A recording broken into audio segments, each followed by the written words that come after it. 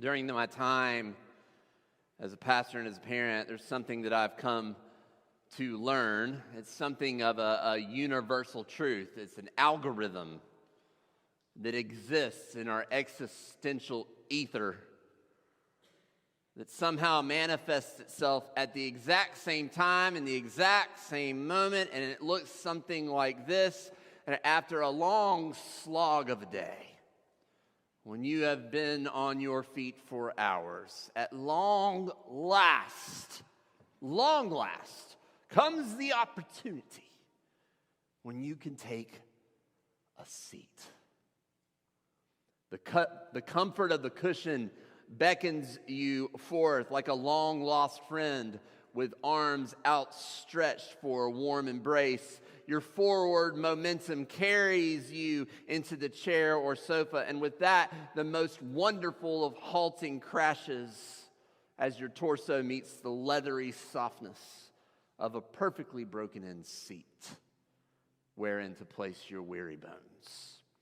Feet are outstretched, arms are raised on rest, and you allow yourself finally to take a deep breath as your eyes grow heavy and you can feel yourself beginning to drift off to sleep, which is precisely when it happens. Every time. The algorithm, the universal truth, the manifestation of the pitter-patter of little feet entering the room. Daddy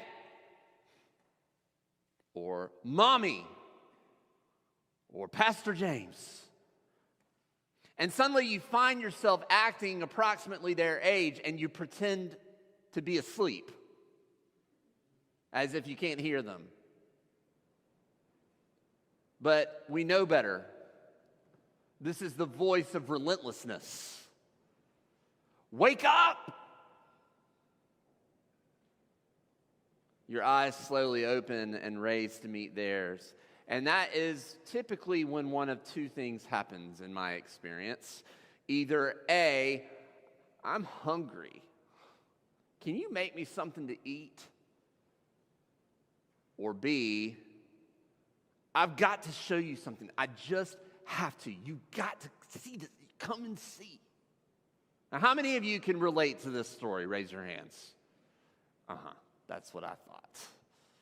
You know it well. And with that, your second long sabbatical comes to an end. Now, as much as I would like to complain, I do think that there is something instructive about this whole situation, particularly the second request, because when I take a few moments to reflect, I realize that there are very few things in the world that would summon up the kind of enthusiasm and excitement within my soul that it would require to wake someone up out of a semi-slumber and say to them, come and see. Think about that for a second. Are there things in your life that would cause you to do that? Something that is not, say, dangerous. Something that's exciting.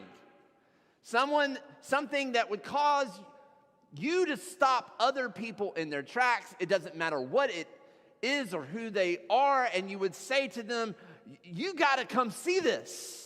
Now, I know this congregation a little bit. And I can wager a few guesses as to what they may be. Sometimes it's walking along and you got your phone and you say, look at this picture of my grandchild. Grandchildren, and by extension children, will cause that kind of enthusiasm. Though I will say grandchildren create a completely different level of fanaticism in my experience. There are also certain interests and certain passions that do this as well, not necessarily grandchildren or children. Sports. How many times over the last month have I had a conversation about the two dreaded words, transfer portal? music, television shows. Lately it's been Stranger Things, the news, and other trends that circulate online, like the one that just will not go away, involving two specific numbers in a sequential order. I won't say it, teachers. I see you shaking your heads. But you know what I'm talking about. But here's my question. What about faith? What about church? What about Jesus? Do our beliefs and our practices have us saying to our people, interrupting them in hallways, on their walks, do we say to people out of nowhere, you got to come and see this when it comes to faith? I say this only because John, I told you that there is a theme in John. There are a lot of themes in John, but one of them is John is the come and see gospel.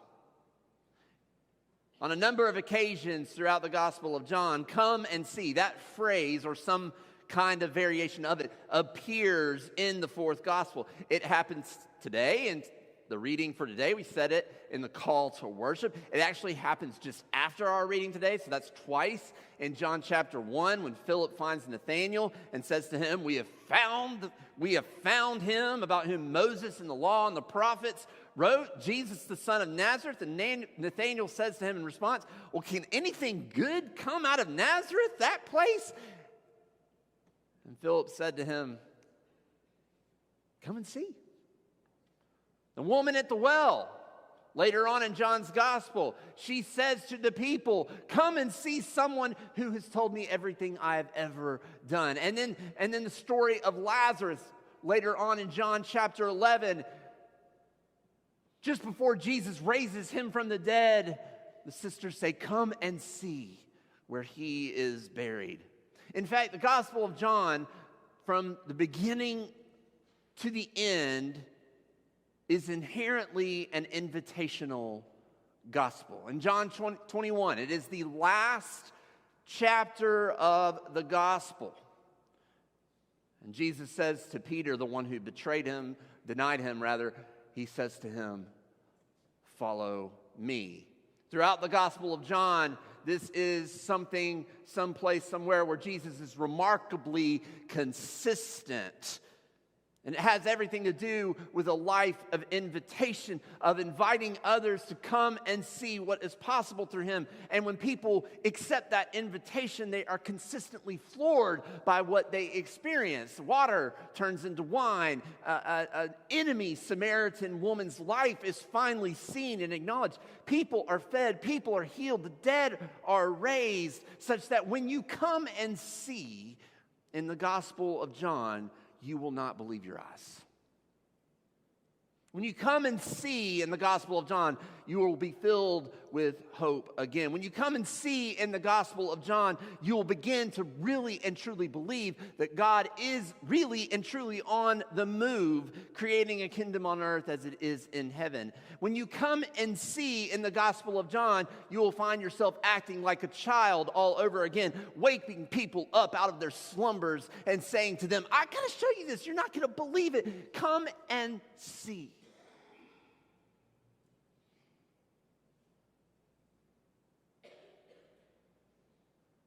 But I have to wonder, I confess, if that's the case, really the case, for so many of us disciples of Jesus.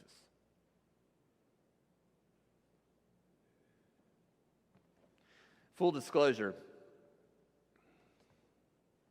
First Presbyterian Church of LaGrange, Georgia,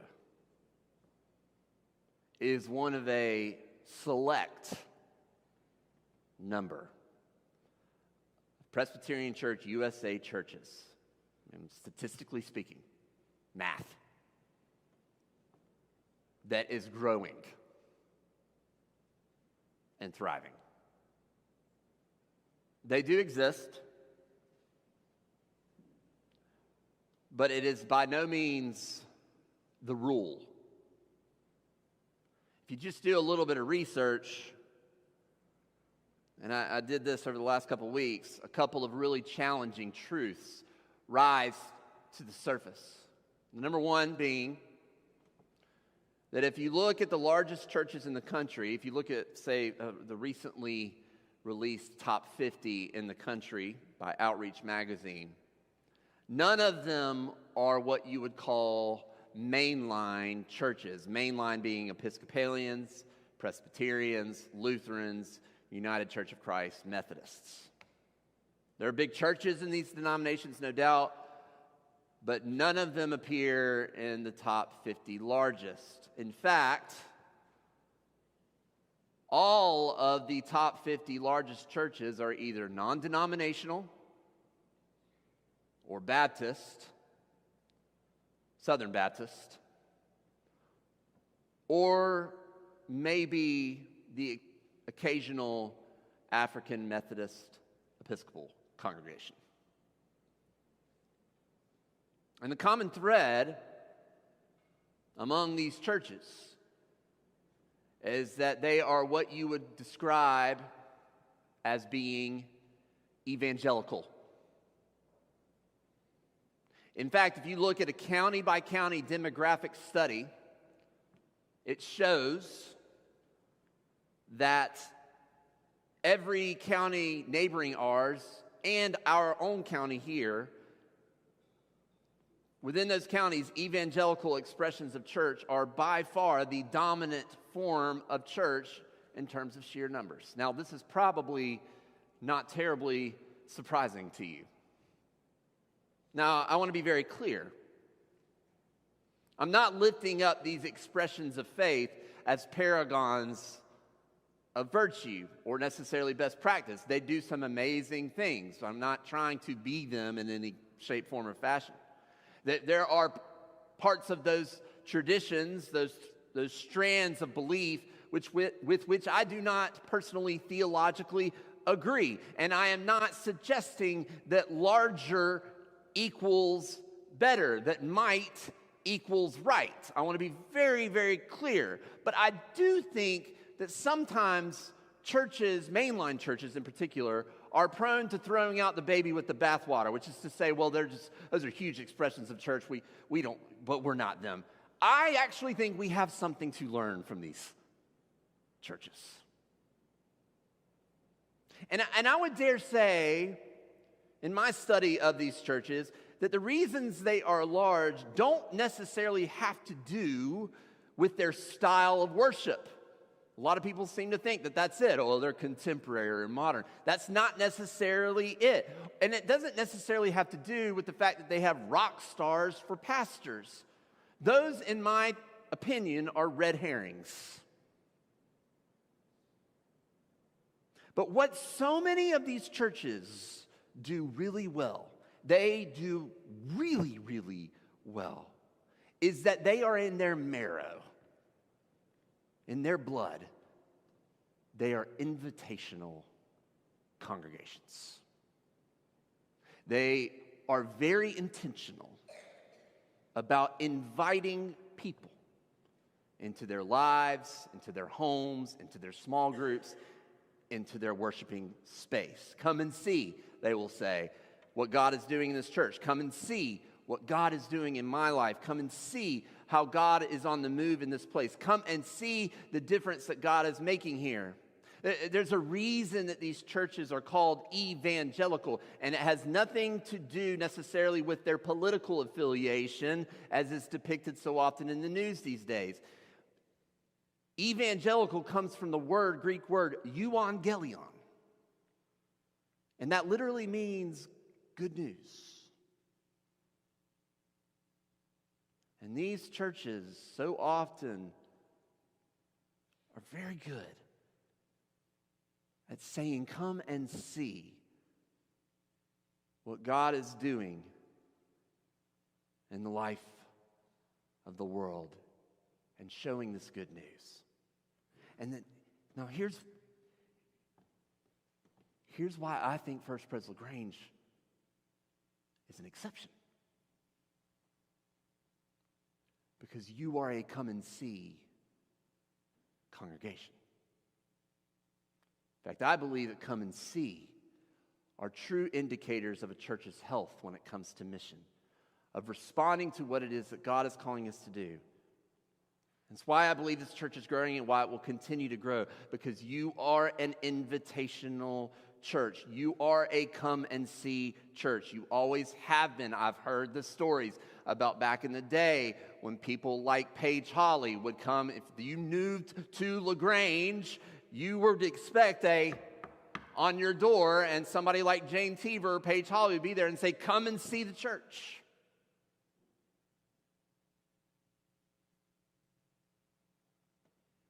Incidentally, granddaughter, liturgist, has started a come and see small group. Come and see how we are feeding the hungry on Thursdays. Come and see how we are educating and discipling our young people. Come and see how the Spirit is moving in our worship, in our music ministry, and yes, every now and then, even in our preaching. Come and see how we are making a profound difference individually and corporately as the members of the body of Christ. Come and see what is happening here and how we and how our families and our people are being equipped and established and empowered to establish earth as it is in heaven at the corner of Lewis and Broad Streets in downtown LaGrange, Georgia. We hear all the time about how LaGrange, Georgia is slated to grow. And one other fact about growing churches, they are in growing demographic areas. Growing in terms of population. And I fully anticipate that the impact of this church will continue to grow, not just numerically or programmatically, but missionally. And the reason that will happen is because if or when this growth does occur,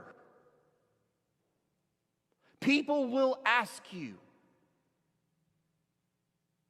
where are you staying?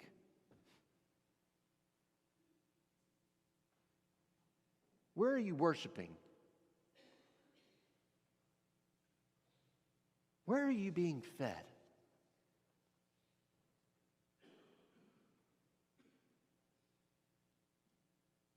And you'll know the answer. And you'll know just exactly how to respond. And you'll do so with all the excitement and enthusiasm of a child waking up a parent from a nap. You will say, I got to show you something. You will not believe it.